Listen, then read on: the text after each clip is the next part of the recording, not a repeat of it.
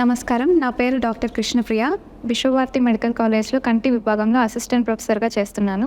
Glaucoma అంటే నీటి శుక్లాలు, నీటి కాసుల జబ్బు అని మీరు విని ఉంటారు.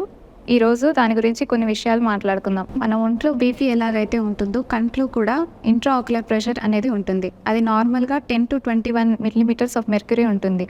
21 దాటిన తర్వాత దాన్ని మనం రైజ్డ్ ఇంట్రా ఆక్యులర్ ప్రెషర్ అంటాం. కంట్లో ఒత్తిడి పెరిగిన తర్వాత కంటి నరం అనేది మెల్లగా క్రమంగా దెబ్బతినడం మొదలవుతుంది.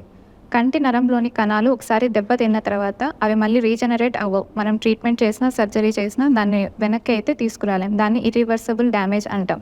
ఆ కంటి నరం భాగంకి సంబంధించిన కంటి చూపు ఏదైతే ఉందో అది కూడా దెబ్బతింటుంది పర్మనెంట్గా. గ్లకోమాలో కంటి చూపు పెరిఫరల్గా సైడ్ నుంచి మెల్లగా తగ్గుతూ వస్తుంది. ఫర్ ఎగ్జాంపుల్, ఇప్పుడు నేను మీ ముఖంని చూస్తున్నాను. నాకు మీ ముఖంతో పాటు చుట్టూ ఉన్న రూమ్లోని వస్తువులు కూడా ఎలా అయితే కనిపిస్తాయో దాన్ని ఆ చుట్టూ కనిపించే వస్తువుల్ని మనం పెరిఫరల్ ఫీల్డ్ అంటాము. గ్లకోమాలో ఆ పెరిఫరల్ ఫీల్డ్ అనేది అఫెక్ట్ అవుతుంది. కావున పేషెంట్స్కి తొందరగా అది గుర్తించలేరు.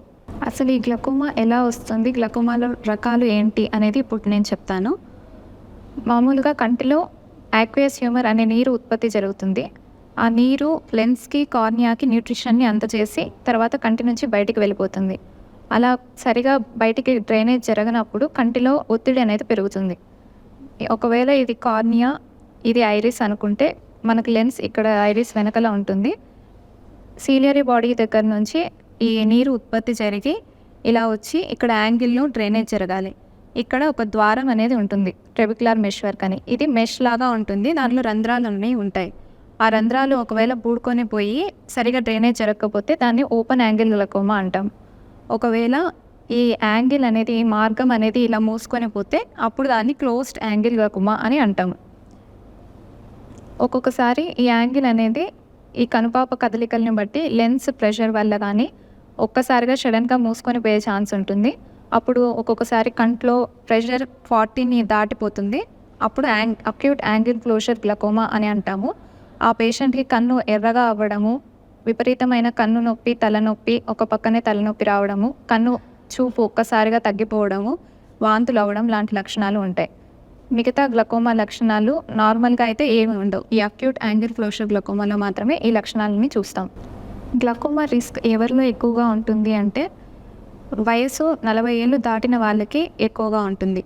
గ్లకోమా ఏ ఏజ్ గ్రూప్లో అయినా రావచ్చు, చిన్నపిల్లల నుంచి ముసలి వాళ్ళ వరకు రావచ్చు. కానీ 40 ఏళ్ళు వయసు దాటిన వాళ్ళకైతే రిస్క్ ఎక్కువగా ఉంటుంది. అలానే ఫ్యామిలీ హిస్టరీ, ఇంట్లో ఎవరికైనా ఆల్రెడీ గ్లకోమా ఉంది అంటే వాళ్ళకు కూడా వచ్చే ఛాన్సెస్ ఉంటుంది. ఇంకా కంటికి దెబ్బ తగిలిన వాళ్ళకి, దీర్ఘకాలికంగా స్టిరాయిడ్స్ వాడుతున్న వాళ్ళకి, డయాబెటీస్ ఉన్న వాళ్ళకి, అలానే రిఫ్రాక్టివ్ ఎర్రర్ చాలా ఎక్కువగా ఉన్న వాళ్ళకి గ్లకోమా వచ్చే ఛాన్సెస్ ఉంటుంది. గ్లకోమా వ్యాధికి సంబంధించి లక్షణాలు అనేవి ఏమీ ఉండవు, కానీ చూపు మాత్రం క్రమంగా తగ్గిపోతూ వస్తుంది.